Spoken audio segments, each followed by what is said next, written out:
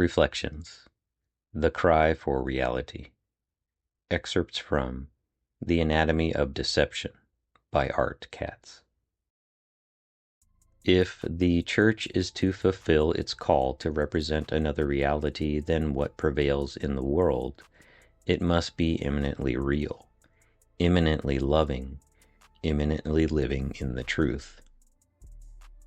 It must speak the truth, walk in the truth, and do the truth.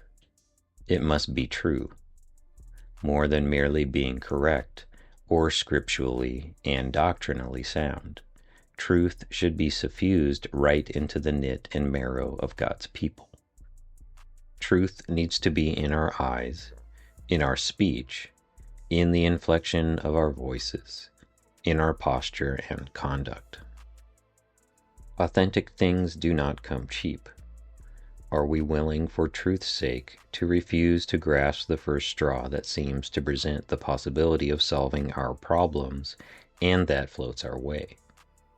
Are we willing to refrain from simulating something out of our own humanity that has the appearance of love, but is not?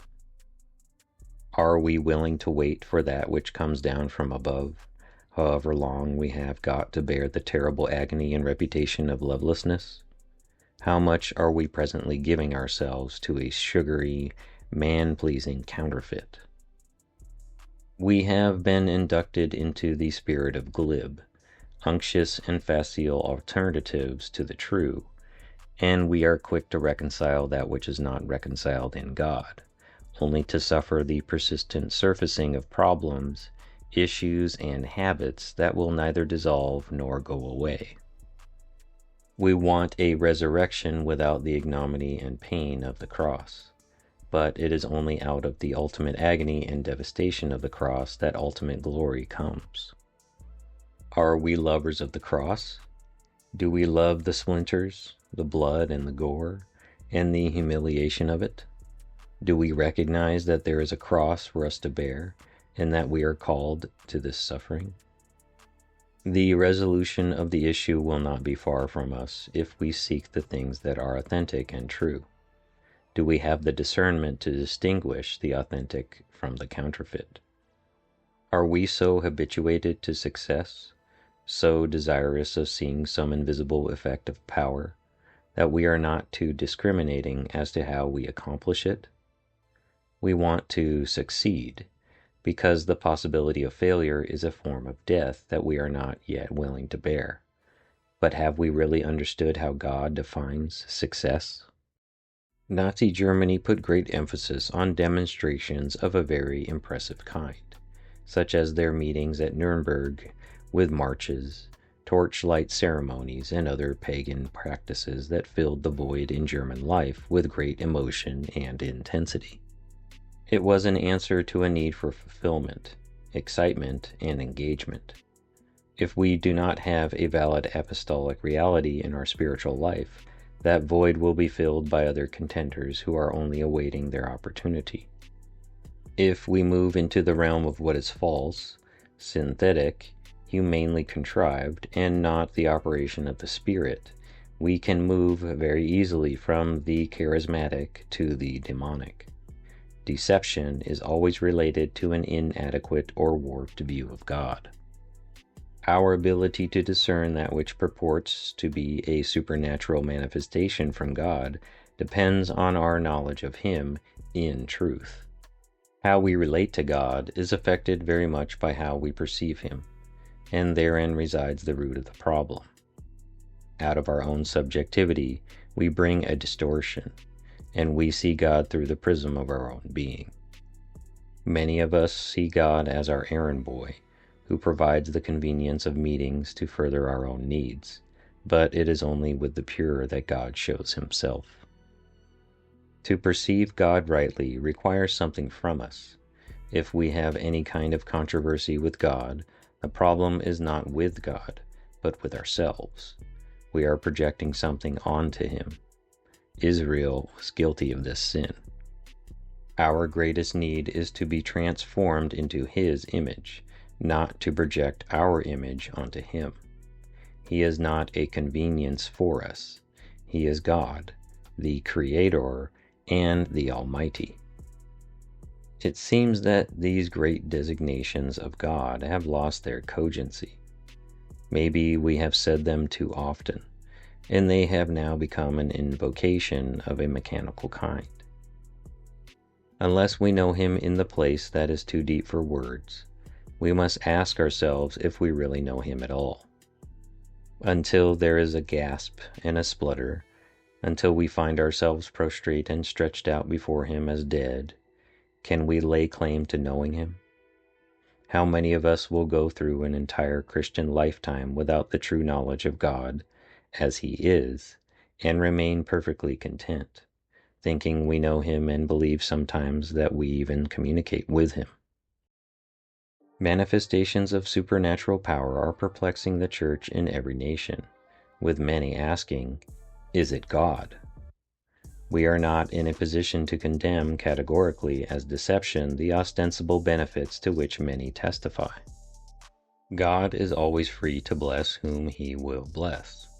However, for myself, I would choose to keep my distance from strange supernatural phenomena of the kind that is presently circulating in the Church, trusting that whatever I might be missing is not greater than what I am protecting and cherishing, trusting that the Lord is not offended by a carefulness that would rather err in a jealousy for His holiness than to risk subverting what had already been given as pure and true. In our greed for experiences, we mindlessly entrust ourselves to dubious personalities who have caught the public fancy in almost overnight popularity. I profoundly respect God's use of the weak and foolish thing, but for that reason, I cannot endorse the garish, cheap, and coarse as being that weak and foolish thing of which Paul speaks. Holiness unto the Lord is still the standard of God's house, even when it is unspectacular and unassuming in our own eyes. If we have any jealousy for the Church to bear the name of the Holy One of Israel, we ought to be critically viewing the signs and wonders phenomena rather than mindlessly nodding in assent and indiscriminately giving ourselves over to them in the name of blessing. One can pay too high a price for blessing, and if that price is the denigration of God and His name, we have crossed the invisible line. Waiting is a priestly function, and we need to wait to see if our spirits are hospitable to what we are hearing declared and mediated from church platforms. Is it compatible with our existing knowledge of God? If it is not compatible, then they can stand on their heads, run all over the platform, and perform every other kind of madness, but we should not give ourselves unthinkingly to any of it. We need to guard our integrity in God, and should not allow ourselves to be influenced, taken up, or affected by the latest trends in Christendom. But speaking the truth in love, we are to grow up in all aspects into Him, who is the head, even Christ, from whom the whole body, being fitted and held together by that which every joint supplies, according to the proper working of each individual part, causes the growth of the body for the building up of itself in love. Ephesians 4:15-16. Revelation 12:11 tells us, "They overcame Him because of the blood of the Lamb, and because of the word of their testimony, and they did not love their life even unto death." Overcoming is contingent upon that which has come to us in our relationship with God, our personal history of the knowledge of God, as well as the reproaches and sufferings that have accompanied our obedience to the Lord. The knowledge of God is precious and dear. We need to make it the index of all other knowledge. If miraculous signs and wonders are not compatible with what we already know and have tested as being the knowledge of God as God, then we need to hold at arm's length that which purports to be from God, even if it seems to bless others. There is a safety in assessing supernatural phenomenon in the light of what our proven knowledge of the holiness of God is. I am jealous over that inward deposit, that residue of the knowledge of God that is beyond words. I cannot articulate it, but I know it to be there in the innermost place of my being, and everything has to be tested against it. If that which purports to be from God is not consonant with what I already know to be the character and way of God, then I am alerted, and I cannot indiscriminately receive what others are applauding. This has to be a life-saving provision for me, and it ought to be so for all believers. In Psalms 24, God distinguishes those who will ascend the holy hill of Zion as having clean hands and a pure heart, who have not given their souls to vanity and falsehood by running to every purported revival, to healing meetings, and the innumerable platforms with their preachers and prophets. He says to those who will ascend this holy hill and throw open the gate, so that the King of glory might come in, this is the generation of those who seek him, who seek your face. You do not have to run off to any locality to seek him. He is right where you are. Be ruthless against yourself in finding time to seek God. If we will seek him with all of our heart and all of our soul, he promises to find us.